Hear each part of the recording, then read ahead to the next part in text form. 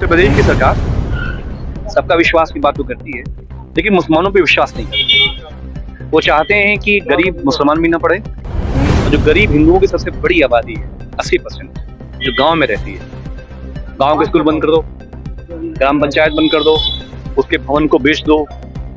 इसका मतलब प्रॉपर्टी डीलरों की निगाह है ना। ये है कि जो बड़ा तबका है गरीबों का वो पढ़े ना, जाहिल है। जाहिल रहेगा तो आप उसको व्हाट्सएप यूनिवर्सिटी के जरिए आतंकी कर सकते हो, बना सकते हो, उसको लड़वा सकते हो बहराइच में, जो गरीब गुरबा समाज से लोग आते हैं।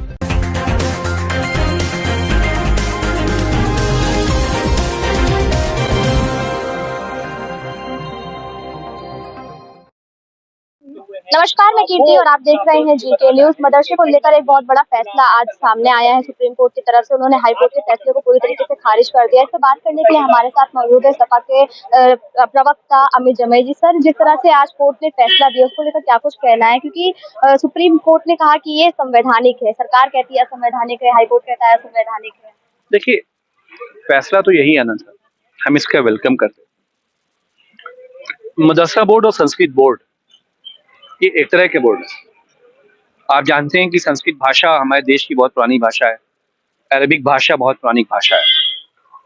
जब इसका मदरसा बोर्ड जब एक्ट बना तो पहले ये कंट्रोल भी नहीं थे सरकार में, कहाँ से बैकअप हो रहा है, कहाँ से पैसे आ रहे हैं, कहाँ पे क्या होगा, इनकी सर्टिफिकेट क्या होगी। तो ये हुआ कि अगर हुकूमत एक मदरसा बोर्ड एक्ट बना दे तो ये सरकार के दायरे में आ जाए।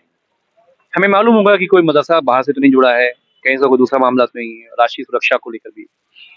तो मदरसा बोर्ड जुड़े और हमने कहा कि हम संस्कृत और अरबिक के साथ साथ हम मैथ, साइंस, इसके लिए टीचर भी देंगे, क्योंकि जो बच्चे पढ़ रहे हैं कल उनको आगे जाना होगा, बैचलर करना है, पीजी करना है, पीएचडी करना है, यूपीएससी में जाना है, तो वो कैसे करेंगे? उसके लिए हमने शिक्षक दिए। तय ये हुआ कि राज्य और केंद्र दोनों मिलके शिक्षकों की तनख्वाह देंगे। जो मैथ्स की, साइंस की जो तनख्वाहें हैं, 7 साल से तनख्वाह नहीं आ रही जो सरकारी टीचर हैं। और कहा गया कि साहब ये तो आतंकवाद के अड्डे हैं, आईएसआई का अड्डा है, पाकिस्तान का अड्डा है। लेकिन हमारे आदरणीय गृह मंत्री जो पुराने वाले हैं, राजनाथ सिंह जी, इन्होंने विदेश की धरती पे कहा था कि आज तक हमारे भारत में कोई मुसलमान किसी आतंकवादी घटना में किसी मुल्क में कहीं नहीं पाया गया। तो उन्होंने उस देश प्रेम की बात को भी उन्होंने कहा, वो रिकॉर्ड में है। लेकिन उत्तर प्रदेश की सरकार सबका विश्वास की बात तो करती है, लेकिन मुसलमानों पे विश्वास नहीं करती। वो चाहते हैं कि गरीब मुसलमान भी ना पढ़े, और जो गरीब हिंदुओं की सबसे बड़ी आबादी है 80%, जो गांव में रहती है, गांव के स्कूल बंद कर दो, ग्राम पंचायत बंद कर दो, उसके भवन को बेच दो। इसका मतलब प्रॉपर्टी डीलरों की निगाह है ना। मतलब एक स्ट्रेटेजी के तहत काम किया जा रहा है। मतलब ये है कि जो बड़ा तबका है गरीबों का वो पढ़े ना, जाहिल है। जाहिल रहेगा तो आप उसको व्हाट्सएप यूनिवर्सिटी के जरिए आतंकी कर सकते हो, बना सकते हो, उसको लड़वा सकते हो बहराइच में, जो गरीब गुरबा समाज से लोग आते हैं। शिक्षा होगी तो आप ऐसा नहीं करेंगे। सर, जिस तरह से आपने कहा कि कहीं ना कहीं सरकार कोशिश कर रही है कि उनको रोका जाए, चाहे मुस्लिम हो चाहे गांव के गरीब लोग हो, तो आपको क्या लगता है ये सब केवल एक राजनीति के तहत किया जा रहा है? जैसे आपने कहा कि प्योर नेगेटिव पॉलिटिक्स। कैसे, मतलब हर दिन ये तैयारी होती है सीएम ऑफिस में कि कैसे मुसलमानों को प्रताड़ित करना है, उन्हें बेइज्जत करना है। भारत के मुसलमान जिन्हें पाकिस्तान जाना था चले गए, जिन्होंने इसको अपना मुल्क माना और कहा कि हमारे बाप दादा यहीं पे दफन है, जिन्होंने आज़ादी की लड़ाई में अपनी जानें गंवाई हैं, वो यहाँ पे हैं। आप उनको भी अपना नहीं समझते हो। ये मुल्क के लिए अच्छी बात नहीं। और आपने जो डीजीपी वाली बात बोली है, ये बहुत ही एक कॉन्स्टिट्यूशनल क्राइसिस की बात है।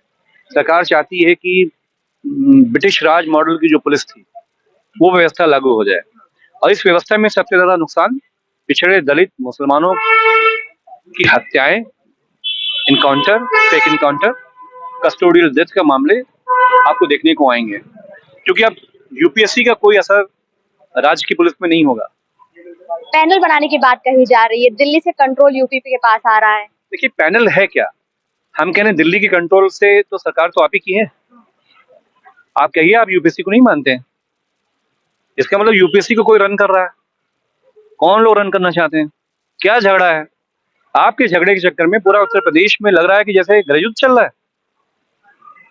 रोज रेप की घटनाएं, रोज हत्याएं, रोज सामूहिक दुष्कर्म के मामले, रोज बच्चों के खिलाफ यौन शोषण के मामले, bulldozer, fake encounter, custodial death, भ्रमणों की कर सकें, किस तरीके से पुलिस को निष्पक्ष तरीके से काम न करने दिया जाए, इसी के लिए जो ये पूरा नए डीजीपी को लाने की तैयारी है, ताकि वो सीधे सीधे बीजेपी आरएसएस के एजेंडे पे काम कर सके। तो जैसा कि आपने देखा अभी हमारे साथ मौजूद है समाजवादी पार्टी के राष्ट्रीय प्रवक्ता अमित जमेई जी, जिनका ये कहना है कि चाहे डीजीपी का फैसला हो, चाहे मदरसों का फैसला हो, बीजेपी ने हमेशा जनता को नकारा है और इस बार उसने वही करने की कोशिश की थी जिससे सुप्रीम कोर्ट ने रोक लगा दी है। साथ ही डीजीपी को लेकर जो फैसला कल आया है कैबिनेट की बैठक से, उससे साफ पता चलता है कि कहीं ना कहीं केंद्र की बीजेपी सरकार और यूपी की प्रदेश सरकार में कुछ आपसी कलह चल रही है, जिसका सीधा असर आज प्रदेश पर देखने को मिल रहा है। जिस तरह का फैसला उन्होंने लिया उसके माध्यम से देखने को मिल रहा है। कहीं ना कहीं बीजेपी चाहती है कि पुलिस प्रशासन केवल उनके अंडर में रहकर काम करे और दबाव में काम करे, लेकिन ऐसा होने वाला नहीं है।